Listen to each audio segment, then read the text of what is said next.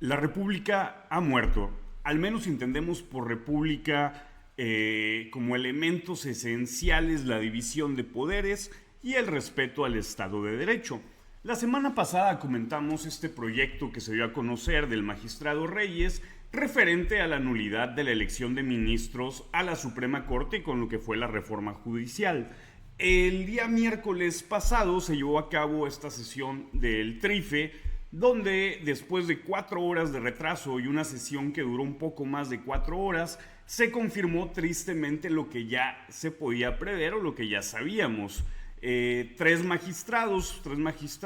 que han estado votando de forma sistemática con el régimen, votan en contra de este proyecto. Primero que nada, les quiero presentar un breve análisis de Juan Ortiz. A quien no lo siga, pueden seguirlo en Twitter. Me parece que es de los mejores analistas en cuestiones legislativas y también en seguimiento a los distintos tribunales. Dice así: los acordeones sí influyeron en la elección judicial. Reyes Rodríguez, el magistrado Reyes Rodríguez Mondragón, presentó el proyecto de sentencia sobre la elección de ministras y ministros de la Suprema Corte. El magistrado propuso anular la elección al considerar acreditada una estrategia ilícita, coordinada y sistemática para influir en el voto mediante la distribución de guías conocidas como acordeones. Según el proyecto, estos materiales vulneraron la equidad de la contienda, la libertad y autenticidad del voto, la prohibición del financiamiento externo a las candidaturas. Rodríguez Mondragón sostuvo que la estrategia fue eficaz y determinante en los resultados, por lo que planteó que la elección careció de integridad democrática. Anunció que dividirá su exposición en 3 partes: elementos que prueban la estrategia ilegal, faltas a la integridad del proceso, vacíos legislativos que deben de corregirse para futuras elecciones judiciales. Bien, primero que nada voy a hacer un breve resumen o un repaso de cómo se construyó esta fallida, porque es la forma de definirla, elección judicial. En un primer momento hay que recordar que después de la elección del 2024, el INE determina aprobar un proyecto de sobrerepresentación en cuanto a las fuerzas oficialistas, pasando de un 54% de los votos a una representación del 74.9%, con lo cual se acercan a la mayoría calificada. La mayoría calificada es lo que le ha permitido a las fuerzas del régimen, al oficialismo, poder modificar la Constitución sin tener que negociar con ninguna fuerza opositora y no tener ningún contrapeso al respecto. Cuando se da esta primera situación fue algo muy polémico, porque la propia ley te prohíbe, y aparte de la prohibición que no es explícita per se, sí existe un consenso de la naturaleza o la esencia de evitar la sobrerepresentación, y esto no solamente significa darle fuerza a las oposiciones, sino tener una representación mucho más plural al interior de los congresos, que al fin y al cabo esa es la naturaleza misma del Congreso, la pluralidad donde las ideas se encuentran y en teoría se construye un mejor país, cosa que evidentemente está muy muy lejos de ser la realidad. Ya aprobada esta sobrerepresentación legislativa,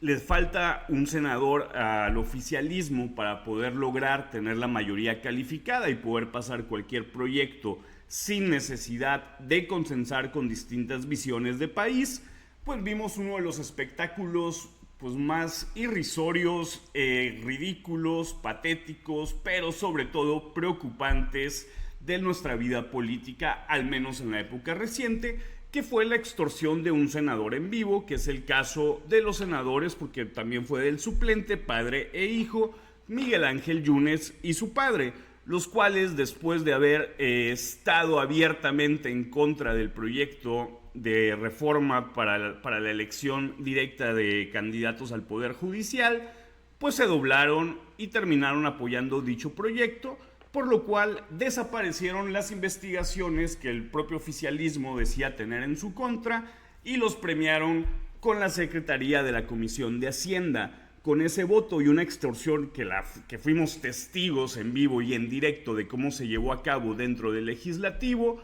pues Morena consigue la mayoría calificada y avanza con este proyecto de reforma al Poder Judicial que termina con la elección que vivimos en meses pasados. Ya dentro de este contexto vimos una serie de irregularidades, vimos una serie de cuestiones tanto en el proceso como en la votación y posteriormente en lo que terminó siendo esta sesión del TRIFE.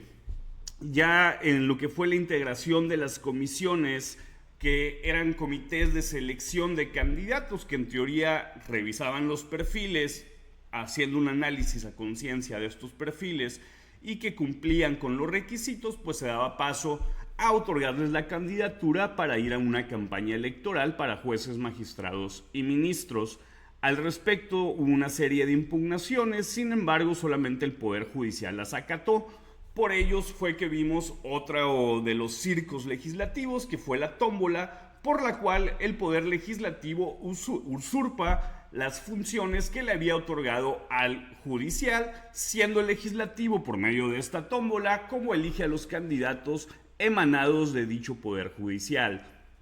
Asimismo, ya en lo que fue el periodo de campañas, pues lo más escandaloso sin duda fue la serie de acordeones que inundaron el país. Lo más destacado fue un acordeón que es el que se ha llevado todas las notas y el que fue producto de este proyecto de sentencia del magistrado Reyes Rodríguez, el cual estuvo en circulación por todos lados, todos lo vimos, esto creo que no hay nadie que se atreva a negarlo. Sin embargo, el oficialismo empezó a decir que fueron los ciudadanos con su creatividad quienes decidieron agarrar un acordeón, imprimirlo y distribuirlo por todo el país. Curiosamente, las candidaturas apoyadas por el acordeón y beneficiadas con el voto el día de la elección, pues todos pertenecen al proyecto político autodenominado Cuarta Transformación, y así lo vimos en las candidaturas a ministros, a magistrados del Tribunal Electoral, a magistrados para el de disciplina judicial y en otros casos ya en los proyectos más locales, como lo fueron jueces magistrados de distrito, de circuito respectivamente, o en aquellos lugares donde hubo elecciones al Poder Judicial local, como es el caso de Baja California, de Tamaulipas y más de 15 estados. Pues bien, dicho lo anterior, se lleva a cabo esta votación, una votación ínfima donde participa de manera efectiva menos del 9% del padrón electoral, lo cual sin lugar a dudas pues carece de legitimidad, más no de ilegalidad, que eso hay que dejarlo en claro. En un país medianamente democrático, como se entiende la democracia liberal en los últimos tiempos, hay una forma, un parafraseo muy simple, muy sencillo de entender, que es que la democracia lo que es certeza en el proceso e incertidumbre en el resultado. Pues bien, aquí pasa totalmente lo contrario, hay una incertidumbre en el proceso y lo que había era certeza en el resultado. Y esto se viene a confirmar en una primera instancia en el INE. 5 consejeros se niegan a validar esta elección precisamente por los argumentos que venimos manejando, mismos que fueron retomados por el magistrado Reyes Rodríguez y que obedecen a la simple lógica de lo que todos vimos. Entre ellos, en el caso de ministros, había más de 7.400 millones de combinaciones posibles de votación. Esto porque existían 64 candidaturas y tenías la opción de votar por 9 de ellos. Pues bien, el 49% de los votos válidos fue exactamente igual a lo que marcaba el acordeón principal, lo cual no creo que no hay que ser un genio para entender que estadísticamente esto es posible. Otro fenómeno que se observa es que en los lugares donde había mayor votación, esto era todavía más acercado al acordeón, contrario a lo que pasa en cualquier democracia común o cuando el voto es libre. Una de las razones por las que se pide la nulidad, que son dos principalmente, la primera de ellas es el uso de recursos ilícitos. Si bien no podemos probar o no podemos saber quién fue el que pagó por dicho acordeón, la existencia de los acordeones infiere de manera lógica que alguien pagó ese acordeón, lo distribuyó de manera sistemática y organizada en todo el país para influir en la elección. el uso de recursos de manera privada o pública, peor aún, está penado en la propia ley electoral y es una de las causales de nulidad. Pues bien, con esto damos por muerta la República, al menos como la conocemos, dado que ya no existe una división de poderes, difícilmente va a existir en el corto plazo. Vamos a tener una integración de ministros totalmente alineados al régimen, pero en fin, esto es lo que hay, esto es para México una nueva etapa. Y por último nada más les digo, no se preocupen, todo va a estar peor. Bien, espero que les haya gustado este video, si es así, deja tu comentario, tu like y suscríbete al canal.